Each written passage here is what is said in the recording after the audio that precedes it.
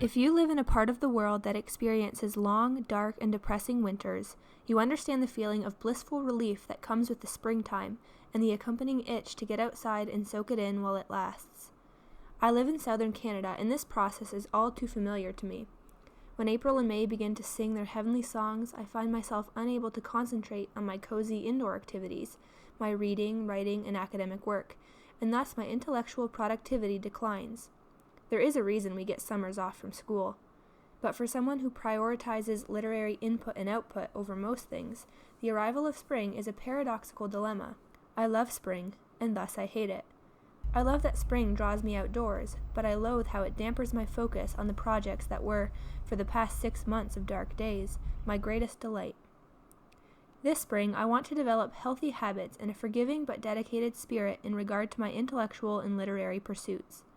I do not want to confine myself indoors, but neither do I want to be so distracted by the springtime flurry that my projects are neglected. How could I continue to be a reader in spring and on into summer? This question is easy to answer. It's not a challenge to bring a book to the beach. A laptop, however?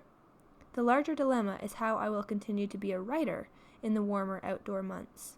For the benefit of creative persons who relate to my struggle, I've come up with several tips and tricks that might inspire and motivate writers to keep writing during the spring and summer months. I hope to test these out myself this spring. Please let me know if you've benefited from any of these, or if you have new tips to share. First, get out into nature and walk. Initially, this may seem counterintuitive. It's rather difficult to write a novel and watch where you're walking at the same time. However, I've come across numerous studies and articles lately about how beneficial walking is for deep thinking and creativity. In his article, How Walking Helps Us Think, published in The New Yorker, Farish Jabber investigates the curious link between mind and feet. Jabber notes that the main characters in Joyce's Ulysses and Woolf's Mrs. Dalloway traveled on foot across Dublin and London respectively throughout the novels. It is on these walking journeys that the characters stumble into their most profound sentiments. Walking was also an integral part of the daily rituals of other exemplary writers, from William Wordsworth to Henry David Thoreau. I need no more convincing. If physical exercise can make my body feel great, my skin look healthy, and my mind overflow with new ideas and sensations, then I shall embrace it fully this spring. For writers keen on describing natural wonders or human nature, spring is the perfect time for observation. The earth comes out of hiding, and so do its inhabitants.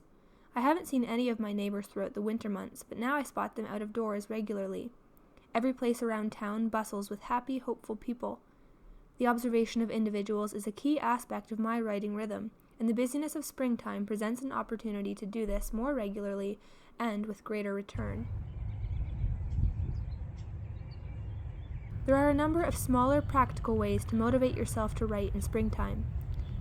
Identify whimsical spring playlists and listen to them in your home with the windows open.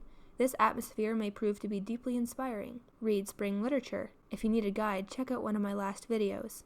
A writer must always be reading, and certain literary works hit harder in the springtime and may draw you to pick up your pen with great fervor.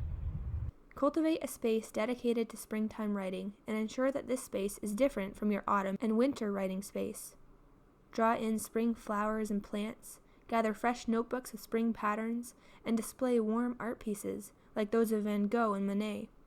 Perhaps do a bit of collaging. Working with ephemera that fits a seasonal aesthetic always fills me to the brim with words and ideas.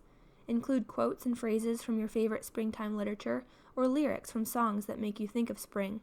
Finally, because it is easier to read outside than to write outside, make spring and summer your seasons of consumption in preparation for the hibernation and literary output of autumn and winter.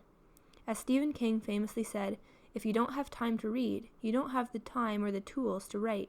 Use the outdoor days, on which reading in the backyard under whispering trees or on some sandy shore are most possible, to develop the tools you need to write well. Read, read, read. If the time is not ripe for you to write, read at the very least. Though this season will be different from the one from whence you emerged, it can be positive and productive in a wholly new and unique way. Happy spring, everyone.